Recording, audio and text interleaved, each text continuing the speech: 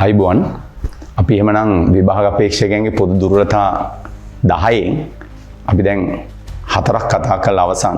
ඒතර දැන් අපි කතා කරන්න ඕනේ 5 වෙනි දුර්වලතාවය ගැන. ඒ තමයි ළමයි පිළිතුරු ලියනකොට දැන් ප්‍රශ්න තෝරගන්න කියලා දුන්නානේ අපි.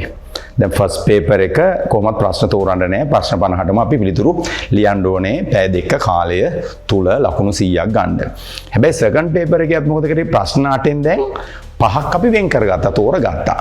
දැන් මේ තෝරගත්ත ප්‍රශ්න වලට උත්තර ලියන්නේ කොහොමද? අපි ඉස්සෙල්ලා ෆස්ට් පේපර් එක පොඩ්ඩක් බලමු.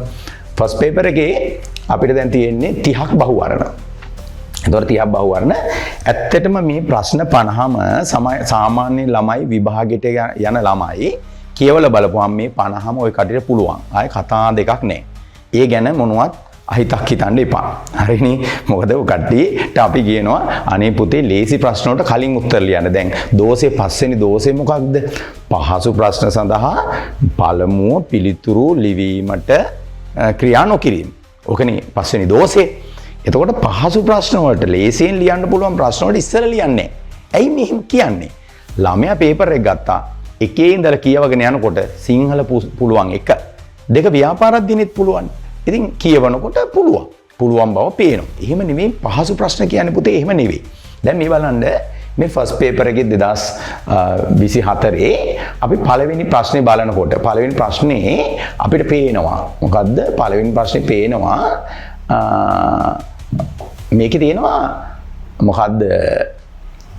භාණ්ඩ හා සේවා කීපයක් පහක් දැක්වේ කියලා භාණ්ඩ හා සේවා ටිකක් දීලා ඉහත දෑ අතුරින් සේවා පමණක් ඇතුළත් වර්ණය කුමක්ද කියලා අපෙන් අහනවා. සේවා විතරක් තෝරන්න කියන එකනේ මේ කියන්නේ.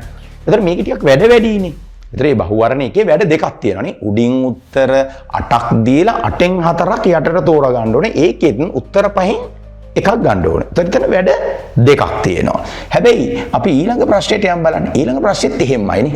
ඒකෙත් කරුණු ටිකක් දීලා නිෂ්පාදන සඳහා යෙදවුම් ටිකක් දීලා ඒ කරලත් ආයේ යෙදවුම් ගැන කතා කරනවා අස්පෘශ්‍ය යෙදවුම් ගැන. හැබැයි තුන්වෙනි ප්‍රශ්නේ බලන්න. මොකද්ද කියන්නේ?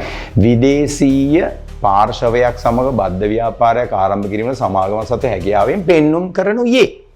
ඒතර මේ කියන්නේ එක උත්තරය කෙලින්ම අහන්නේ. ප්‍රශ්නෙන් එක උත්තරයයි මොනවත් අර සංසන්දනය කරන්න දෙයක් නැහැ. බලන්න පළවෙනි ප්‍රශ්නේ දෙවෙනි ප්‍රශ්නෙටයි වඩා තුන්වෙනි ප්‍රශ්නේ පහසු නැද්ද කියලා බලන්න. එහෙනම් බලන්න හතරවෙනි ප්‍රශ්නේ ඒත් එහෙමනේ. පස්වෙනි ප්‍රශ්නේ බලන්න ඒත් එහෙමනේ. පහසුවෙන් ලියන්න පුළුවන් ඒවනේ. එතකොට අර 1යි 2යි යන්න බලන්න 1ටයි 2ටයි දෙනවා ටිකක්. සීරියස් ප්‍රශ්න දෙකක්. ළමයි මේකට ලියන්න පටන් ගත්ත ගාම මොකද වෙන්නේ?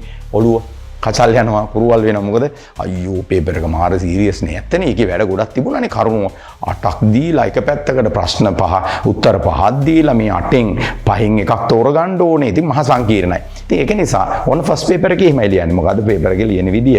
මම කියන්නේ නම් සාමාන්‍ය පේපර් එකක් ලියන්න කියලා ස්ටෙප් 5කින්. ඒ කියන්නේ මෙහෙම යනකොට ඔකට ලේසිම ප්‍රශ්න තියෙන්නේ. ඒවට ලියන්න හැබැයි කලබල වෙන්න බෑ. ෆස්ට් පේපර් එකේ ප්‍රශ්නයකට අපි විනාඩි 2ක් ගත කරනවා. හිමීට කියවනවා ලේසි වුණත්. හරිද? විශේෂයෙන් බහුවර්ණ එහෙම ලියනකොට අපි තේරුම් ගන්න ඕනේ මේ බලන්න වර්ණ 5ක්නේ තියෙන්නේ. වර්ණ 5න් මොකද කරන්න තියෙන්නේ? වර්ණ 5 දෙන්නේ ඇඩ්වාන්ස් වලටනේ. මේකෙන් එකක් අයින් කරොත් ඕ ලෙවල් වෙනවනේ. වර්ණ 4යි තියෙන්නේ. දෙකක් අයින් කරගත්තොත් ශිෂ්‍යත්ව වෙනවා. වර්ණ 3යි තියෙන්නේ. ඒතර වර්ණ 3න් තව එකක් අයින් කරලා තව වර්ණ 2යි තියෙන්නේ. ওই දෙකට ෆයිට් කරන්න ඉතින් ඕම් බහුවර්ණ වලදී නිවැරදි උත්තරයට එන විදිය. ඒක නිසා ඔකට හොඳට මතක තියාගන්න පහසු ප්‍රශ්න වලට ඉස්සර ලියන්න. එතකොට ඒක එහෙම කර හැකියි. එතකොට බහුවර්ණ 30 එහෙම යන 50ටම ඔහම ලේසිම ප්‍රශ්න වලට ලියාගෙන යනවා. ඒවට කියන්නේ S ජාතිය ප්‍රශ්න කියලා. ඊළඟට අනිත් පැත්තට එනවා 50 බැලුවා 49 බැලුවා 48 බැලුවා ඕන ටිකක් අමාරු ඒවා ලියාගෙන ආවා. ඊට පස්සේ ආපහු අනිත් පැත්තට යනවා. තව ටිකක් අමාරු ඒවා. ඒවට අපි කියනවා එතකොට S ජාතිය ප්‍රශ්න, C ජාතිය ප්‍රශ්න, ඊළඟට B ජාතිය ප්‍රශ්න.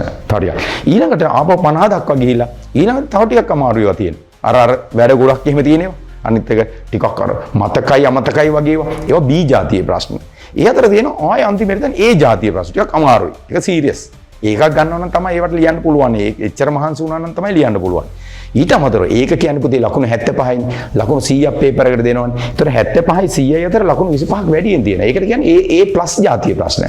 එතකොට හොඳ ස්කෝර් එකකට එහෙම යන්න නම් A+ එකක් ගන්න ඉබේ. ඒතර එතෙන්ට ගන්නකොට 75 පණිලා සමහර ප්‍රශ්න තියෙනවා පුතේ අපිටත් මම දැන් අවුරුදු 40ක් ව්‍යාපාර අධ්‍යයන උගන්වනවා. හැබැයි මාකින් වලදී සමහරලාට ෆස්ට් පේපර් එකේ උත්තරේ හරියටම ෆයිනලයිස් කරන කල් මටත් තීරණය කරන්න බෑ මොකක්ද උත්තරේ කියලා. එහෙමත් ප්‍රශ්නයක් දෙකක් තියෙනවා. මේ පේපර් එක එහෙම නැත්නම් ඒක පේපර් එකක් නෙවෙයිනේ. ඒතොර එහෙම නැත්නම් 100න් 100ම හැමෝම ගත්තොත් එහෙම මේක මොකද්ද පේපර් එකක් වෙන්නේ නැහැ නේ ඇඩ්වාන්ස් එකේ. ඒතොර එන්නේ එහෙම ෆස්ට් පේපර් එක හදනවා. ඒතොර ඒකේ අපි එක දිගටම ඔක්කොටම ලියුවොත් හිතන්නකෝ ඔය A+ ජාතිය මහා සංකීර්ණ අහලවත් නැති ප්‍රශ්නයකට අපි හිර වුණොත් ඉවරයි නේද අපේ මෙන්ටල් එක. ඒ නිසා එහෙම කරන්න එපා. ඔබ පහසු ප්‍රශ්න වල ඉස්සෙල් ලියන්න. බලන්න සෙකන්ඩ් පේපර් එක. දැන් සෙකන්ඩ් පේපර් එක ගත්තාම තියෙන ප්‍රශ්නේ තමයි සෙකන්ඩ් පේපර් එකේ අපි ප්‍රශ්න දැන් තෝරගෙන තියෙන්නේ නේ. ප්‍රශ්න පහ තෝරගෙන තියෙන්නේ. ඒ ප්‍රශ්න පහේ කොහොමද උත්තර ලියන්නේ? කට්ටිය දැන් ප්‍රශ්න තේරුවේ කොහොමද පුතේ? ඔබ ලකුණු දාලා තේරුවේ. දකුණු පැත්තේ ලකුණු දාලා තියෙනවා. ඔය කට්ටිය දකුණු පැත්ත බලන්න පුළුවන්. මේ කොටසට මට ලකුණු කීයක් තියෙනවද? එහෙනම් ඔබ හොඳට මතක තියාගන්න. තෝරගත්තු ප්‍රශ්න පහේම ඔබට ලකුණු 4ම වැටුනේ. ලකුණු 4ම වැටිච්ච කොටස් වලට ලියාගෙන යන්න. අනිත් කොටස් ලියන්න ඉඩ තියන්න. කොහොමද ඉඩ තියන්නේ? පිටු භාගය ගානේ තියන්න. එක කොටසකට පිටු භාගය ගානේ තියන්න. සමහරට ඔකට හිතනවා මේක පිටු භාගයක් මන්දි වගේ කියලා. හරි. එහෙනම් කොටස් දෙකකට පිටු තුනක් තියන්න. ඉවරයිනේ මේක විභාග දෙපාර්තමේන්තුවේ ගන්න දාසින්නේ. නේද? එතකොට ওই කට්ටියට පුළුවන් කොටස් 3කට අපිට පිටු දෙකක් තියෙනවා. හරිනේ. එතකොට එහෙම එන්න තමයි මම කියන්නේ කොටසට පිටු භාගයක් ඇති ව්‍යාපාර අධ්‍යයනයේ සාමාන්‍ය ස්වභාවය ගත්තාම හැබැයි එක එක්කෙනාගේ අකුරු වල ප්‍රමාණයත් එක්ක එමෙ ඒවා තීරණය වෙන්නේ. කොහොමද අපි ලියන්නේ? අපි තෝරගත්තා නම් දෙවෙනි ප්‍රශ්නේ පළවෙනි කොටසට ලකුණු 4ම නැත්තම් ඒක ලියන්නේ නැහැ. ඒකට අංකේ දාලා ඉඩ තියෙනවා. ඊට දෙවෙනි කොටසට ලකුණු 4ම තියෙනවා. එහෙනම් ඒක ලියනවා. ඒකට ලියනවා. බය නැහැ නේද? ලකුණු 4ම තියෙනවනේ ෂුවර්නේ. ඊට පස්සේ තුන්වෙනි ප්‍රශ්නේ ලකුණු 4 තියෙනවා. ලියනවා. හැබැයි ඉතුරු කොටස් දෙකකට ආපහු 4ට 5ටත් ලකුණු අඩුයි. එහෙනම් ලියන්නේ. ඒක තියෙනවා. ওই විදිහට තෝරාගත්ත ප්‍රශ්න පහේම මුළු ලකුණු ගන්න පුළුවන් කොටස් වලට උත්තර ලියාගෙන යන්න අනිත් වට අංක දදා ඉඩ තියමින් යන්න ඔබ ප්‍රශ්න පහේම ලේසියෙන් ප්‍රශ්න වලට ලියලා ඉවර වෙනවා. ඒ කියන්නේ සාමාන්‍ය ක්‍රමයේ තමයි පේපර් එකේ ස්වභාවය තමයි පුතේ. අනිවාර්යෙන් ওই පළවෙනි වටේ යනකොට ඔබට S එකක් තියෙනවා. S එකට ලියලා ඉවරයි. තව තියෙන්නේ C1කට යන්න ලකුණු කීයද එකතු කරගන්න ඕනේ. තව ලකුණු 15කින් C එකක්. තව ලකුණු 10කින් B එකක්. තව ලකුණු 10කින් A එකක්. එහෙමනේ අමාරු මේක S එකක් ගන්න කෙනෙක්. එහෙනම් ඔබ ලේසිම ප්‍රශ්න ටික කොටස් ටික ලියාගෙන ගියොත් ෆස්ට් පේපර් එකේ සෙකන්ඩ් පේපර් එකේ ඔබට S එකක් නියත වශයෙන් ගන්න පුළුවන් විදිහටයි තියෙන්නේ. ඒ නිසා ලිවීම මොකද්ද දෝෂය? පහසුවෙන් ලිවිය හැකි ප්‍රශ්න සඳහා පළමුව ලියන්න ඕනේ. අපහසු ඒවාට පස්සේ ලියන්න ඕනේ. මං කිව්වා දැන් ස්ටෙප් 5කින් ලියන්න කියලා. මොනවද පහ බෙදාගන්නේ කොහොමද ෆස්ට් පේපර් සෙකන්ඩ් පේපර් එකේ?